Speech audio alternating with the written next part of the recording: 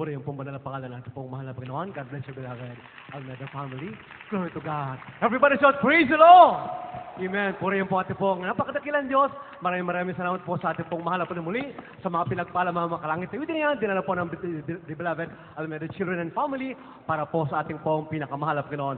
At mga minamahal, para po sa ating pong pagpapatuloy sa ating pong banalagawain sa maghapong ito, ay mapakinggan po muna natin ang ilan po sa ating pong mga prayer warriors. Mga minamahal, ating pong pakinggan ang ating pong isa po sa mga pinagpalang prayer warriors ng ating pong malalagwain. Akin na pong pinagkakaloban lahat po ng panahon sa ating pong beloved brother Danny Corteros. Lahat magsabi, praise the Lord! Praise the Lord, may mahal ako po may mahal ay bumabati ng a blessed 7th anniversary ng ating pong Victorious Mindanao Peace Mission. Sa ating pong una-una po sa ating pinakamamahal na Panginoon Kristo, our beloved Evangelist Pastor Willie Almeda. At hindi man namin mailahad yung aming pong karanasan 7 years ago, minamahal. Ang aming pong advice sa inyo ay kumuha po kayo bawat isa sa inyo ng Divine Grace Magazine dahil nandyan na po yung buong istorya ng Victorious Mindanao Peace Mission. Minamahal, inyo pong mabasa dyan kung paano kumilos, minamahal, ang kapangyarihan ng ating mahal na Panginoon Jesucristo. Unang-una po, minamahal, nung ako po'y na-assign sa Cagayan de Oro City, bigla pong tumawag sa akin ng ating pong kagalanggalan na pastor, may mahal, hating gabi po yon. Nung mayroon pong nakidnap na pari, mga guro at mga estudyante sa Basilan. Ang sabi po ng ating mahal na pastor sa akin, Brother Danny, i-update mo ako sa kidnapping sa Basilan. Brother Danny, kailangan ma-rescue natin ang mga hostage. Kawawa sila. Marami nang nag-attempt na pasukin, i-negotiate. Walang nangyari. Kung ma-coordinate mo sa isang radio station dyan, sabi ko, Bumburadyo, mahal na pastor, pwede siguro. Sabi niya, sige, madalian mo. Dahil kawawa sila, delikado ang kanilang buhay. Sa madalit sabi, mahal na coordinate ko po yun at sila po nag-usap through radio. Nationwide po yun, minamahal. At nakausap po yung Basilan Crisis Committee Chairman. Ni-reject po yung offer ng ating mahal na pastor. Dahil sabi nga narinig ko sa radio, Evangelist Almeda, hindi na kailangan na pumasok ka doon. Dahil mayroong pare doon at siya ay nanalangin din sa Diyos niya. Kawawa. Kanilang tinanggihan ang plano ng mahal na Panginoon sa kaligtasan ng mga hostage. Bigla pong tumakas, minamahal, yung mga Abu Sayyaf at pumunta ng Sulu. At nabalitaan na naman na nagdagdag po sila ng mga hostage from Sipadan, Malaysia, minamahal. 21 hostages po yon, galing sa iba't ibang bansa, sa Germany, sa France, sa Austria, mayroon pong galing sa Malaysia, at mayroon pong 2 Pilipino. Sabi niya, Brother Danny, umuna ka na sa Sulu. Hindi na kailangan na magpaalam tayo. Ako'y inutusan ng mahal na Panginoon. Kailangan natin i-rescue ang lahat ng mga na-hostage ng Abu Sayyaf. Mag-ayuno ka ng 10 days bago ka pumunta sa Hulo. Sabi ko, opo, mahal na pastor. Natapos ko pong 7 days, bigla po siyang tumawag, ilang days ka na ngayon? 7 days na po, mahal na pastor. Sabi niya, tama na yan. Okay na yan, dahil ikaw man ang spokesman, bukas ng madaling araw, umalis ka na. Minamahal, nung ako po'y nagpaalam sa aking beloved wife, na iligpit na yung aking mga gamit, nagulat po siya, kasi yung amin pong yung anak ko po, minamahal, yung isa ka, 5 months pa lang, yung una ay mga 1 year and 6 months. Nagulat po ako, minamahal, sabi niya, alis ka, saan ka pupunta? Sabi ko, sa Hulo. Sabi ni Mahal Pastor, pupunta daw kami sa Abu Sayyaf.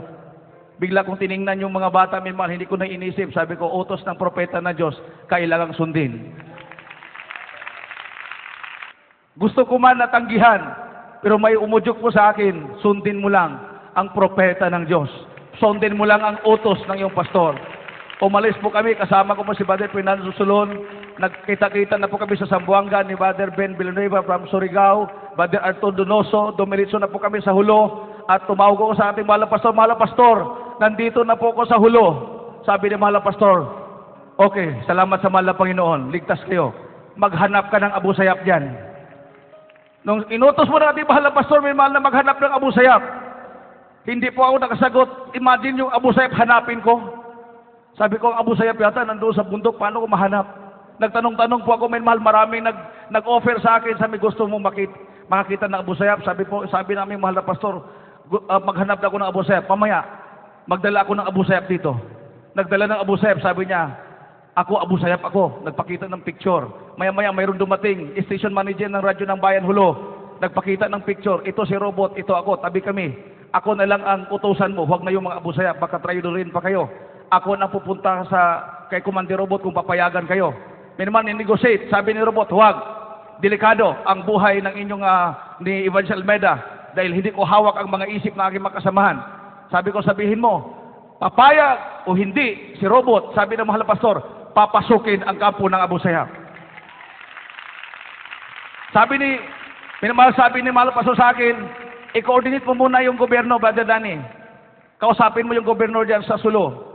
Nung kinoordinate ko yung gobernador, pagdating ko sa Capitol ng Sulo, nandoon na pala si Colonel Tolentino. Ngayon po ay General Tolentino na po siya. Minamahal at nag-retire na.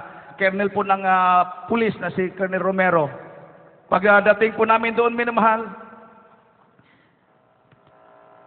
gusto nilang pigilan yung misyon. Pero sabi ni Colonel Tolentino, walang batas na magpigil sa inyo. Go at your own risk. Yung po minamahal yung pinaka-go signal, talagang parang kidlat, dumating si Malapasto doon, kinabukasan, umakyat kaagad sa kampo ng Abu Sayyaf. Minamahal at yung naalaala ko, July 3, nung kami po minamahal ay pupugutan na sana ng ulo. Minamahal, doon ko nakita ang kapangyarihan ng Malapi noon. Nung si Malapasto ay nag-rebuke, sabi ni minamahal, sabi ni Robot, biglang sumakit yung ulo niya, siya po minamahal ay umalis. Bumalik siya, sabi niya, hayaan mo ang taga-Jesus Crusade, hayaan mo sila dito, hindi matuloy ang bitay. Magpatayan muna tayo Muslim sa Muslim kung matuloy ang bitay. Ang hatol ko sa kanila, ayuno 5 days.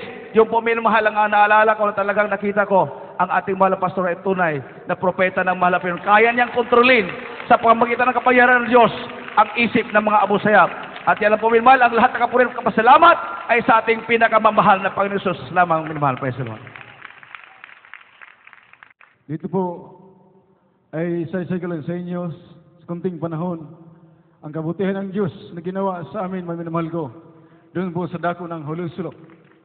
Bagamat hindi ako karapat-dapat, mga minamahal, ngunit ang Diyos nagpadala kasama ng ating minamahal ilang pastor at mga kasamang prayer warriors, mga minamahal ko, upang saksyan ang kanyang kapangyarihan, mga minamahal.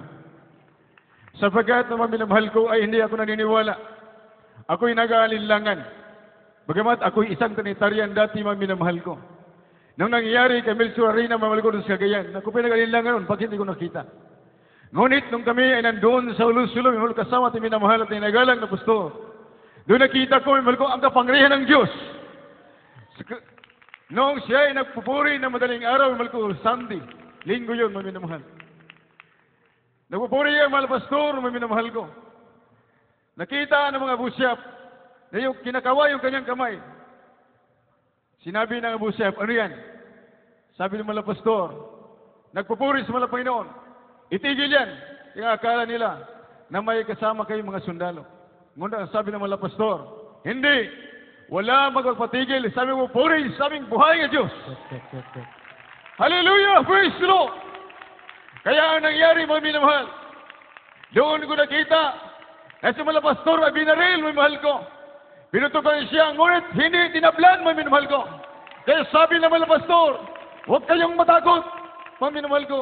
Sapat ang mga pastor ay aming pinakayutan. Katulad ng mga sisiw, mga minamahal ko, ang mga pastor may aming inahin. Kaya mga minamahal ko, hindi ako natakot. Pakiramdam ko sa iyong katawan, bakal, mga minamahal ko. Sapagat sabi ng mga pastor, totoo ang Diyos sa ating pinaglingkuran ay kasama natin ngayon dito sa kabundukan na ito. Kami na mahal ko.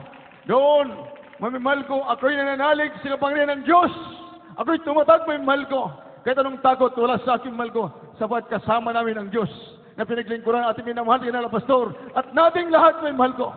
Kaya maminamahal ko sa ngayon, kahit may mga trials man dumating, mamimahal ko, ang kapangyarihan ng Diyos ay lagi kong naalaala, may mahal ko. Lagi kong ginugunita sa aking sarili, may mahal ko. Sabat ang Diyos ay totoo. Siya, may minamahal ko. Siya ang Diyos sa biglang noon, ni Abraham. At kayon, ng ating minamahal na pastor, may mahal ko. Kaya may mahal ko, dito na tayo. Hanggang sa ating kamatayan, may minamahal ko. Sabat ang Diyos ay nagligtas sa atin. Nagbago sa atin, mga minamahal. Ang Diyos ay nagpagaling ating mga sakit karamdaman.